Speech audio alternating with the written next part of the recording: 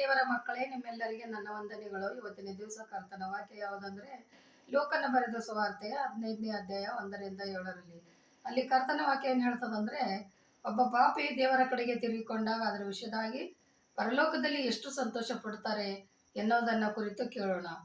ಹೀಗೆ ಒಂದಾನೊಂದು ಸಲ ಕರ್ತನಾದ ಯೇಸು ಕ್ರಿಸ್ತನು ಭೂಲೋಕದಲ್ಲಿರುವಾಗ ತನ್ನ ಶಿಷ್ಯರೊಂದಿಗೆ ದೇವರ ಸಂದೇಶವನ್ನು ಸಾರುತ್ತಾ ಹಾಗೂ ಎಲ್ಲ ಪಾಪಿಗಳು ಸುಂಕದವರೊಡನೆ ಮಾತಾಡಿ ಅವರಿಗೆ ಅವರ ತಪ್ಪೊಪ್ಪುಗಳನ್ನು ಕೇಳಿ ಕ್ಷಮೆ ಮಾಡುತ್ತಾ ಬರುತ್ತಿರುವಾಗ ಶಾಸ್ತ್ರಿಗಳು ಫರಿಸಾಯರು ನೋಡಿ ಗುಣಗುಟ್ಟುತ್ತಾ ಇರ್ತಾರೆ.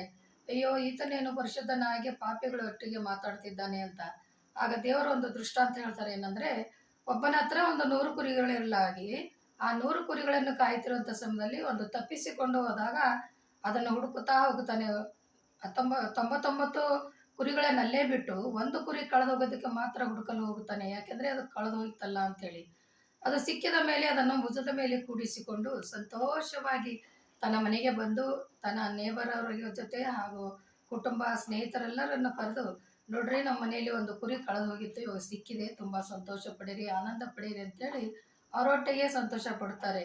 ಅದಕ್ಕೆ ದೇವರು ಹೇಳ್ತಾನೆ, ಇದಕ್ಕಿಂತಲೂ ಹೆಚ್ಚಾಗಿ ನಾವು ಪರಲೋಕದಲ್ಲಿ ದೇವದೂತರೊಡನೆ ಅತಿ ಸಂತೋಷ ಪಡ್ತೇವೆ. ಅದಕ್ಕೆ ಒಬ್ಬ ಮನುಷ್ಯನು ದೇವರ ಕಡೆಗೆ ತಿರುಗಿಕೊಂಡು ರಕ್ಷಣೆ ಹೊಂದಾಗಲೇ ಅದು ಅತಿ ಅದ್ಭುತವಾದ ಕಾರ್ಯ ಅಂತ ದೇವರ ವಾಕ್ಯ ಹೇಳ್ತದೆ. ಯಾಕಂದ್ರೆ 100 ಕುರಿಗಳಿದ್ದಲ್ಲಿ ಒಂದು ಕುರಿ ಸಲುವಾಗಿ ಯಾಕೆ ಹುಡುಕೊತ ಹೋಗಿದ್ದಾನ ದೇವರು, ಅದೇ ರೀತಿಯಿಂದ 100 ಜನರಲ್ಲಿ ಒಬ್ಬನು ಪಾಪಿದ್ರೂ ಕೂಡ ಅವನನ್ನು ಕೂಡ ಸಂಪೂರ್ಣ ಎಲ್ಲಾ ಜನರು ರಕ್ಷಣೆ ಹೊಂದಿ ನನ್ನ ಮಕ್ಕಳು ಒಳ್ಳೆಯವರು ಇರಬೇಕೆನ್ನೋ ಒಂದು ಆಸೆ ತಂದೆಯಾದ ಯೇಸು ಕ್ರಿಸ್ತನಿಗಿದೆ.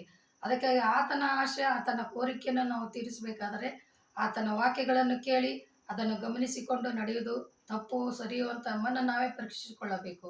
ಅದರಂತೆ ಒಂದು ಚಿಕ್ಕ ಉದಾಹರಣೆ ಏನಂತಂದ್ರೆ, ಒಂದಾನೊಂದು ಮನುಷ್ಯನಿಗೆ 2 ಮಕ್ಕಳಿರ್ತಾರೆ. ಒಬ್ಬನು ದೊಡ್ಡವನು, ಒಬ್ಬನು ಚಿಕ್ಕವನು. ಚಿಕ್ಕವನು ತುಂಬಾ ಹಠ ಮಾಡಿ ಅವನು ತನ್ನ ಆಸ್ತಿಯನ್ನು ಕೇಳೋದಕ್ಕೆ ಪ್ರಯತ್ನ ಮಾಡಿದಾಗ ಸರಿ ಅಂತೇಳಿ ಕೊಡ್ತಾನೆ. ಅದನ್ನು ತೆಗೆದುಕೊಂಡು ನಾನಾ ಥರದ ತಪ್ಪು ಕೆಲಸಗಳು, ಅಂದರೆ ಫ್ರೆಂಡ್ಸ್ ಜೊತೆ ಹೋಗಿ ಅದು ಆಟ ಆಡಿ ಏನೇನೋ ಮಾಡಿದನ್ನೆಲ್ಲ ಮುಗಿಸಿಬಿಟ್ಟು ಹಾಳಾಗಿ ಕಡೆಗೆ ಎಲ್ಲಿಯೂ ಕೆಲಸ ಸಿಗದಾಗ ಒಂದು ಹಂದಿಯನ್ನು ಕಾಯುವಂಥ ಕೆಲಸ ಸಿಗುತ್ತದೆ.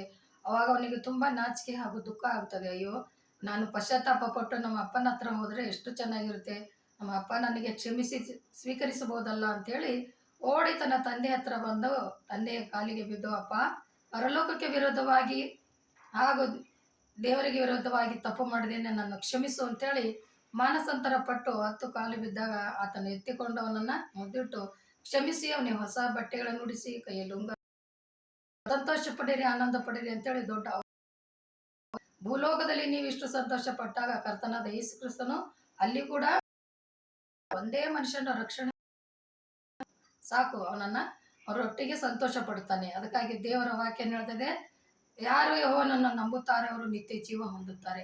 ಅದಕ್ಕೆ ನೀವುಗಳು ಯೆಹೋವನನ್ನೇ ಸೇವಿಸಿ ಆತನನ್ನು ನಂಬಿ ಆತನ ಮಾರ್ಗದಲ್ಲಿ ನಡಿಬೇಕೆನ್ನುವುದೇ ಇವತ್ತಿನ ವಾಕ್ಯ ಇರ್ತದೆ. ಎಲ್ಲರೂ ಕೇಳಿ ಲೈಕ್ ಮಾಡಿ, ಶೇರ್ ಮಾಡಿ, ಪ್ರಾರ್ಥನೆ ಮಾಡೋಣ.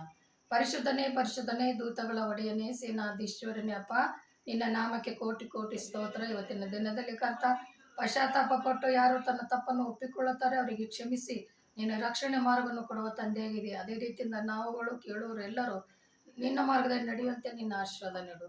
ಯೇಸುವಿನ ನಾಮದಲ್ಲಿ ಬೇಡಿ ಹೊಂದಿದ್ದೇನೆ ರಕ್ಷಕ, ಆಮೇನ್.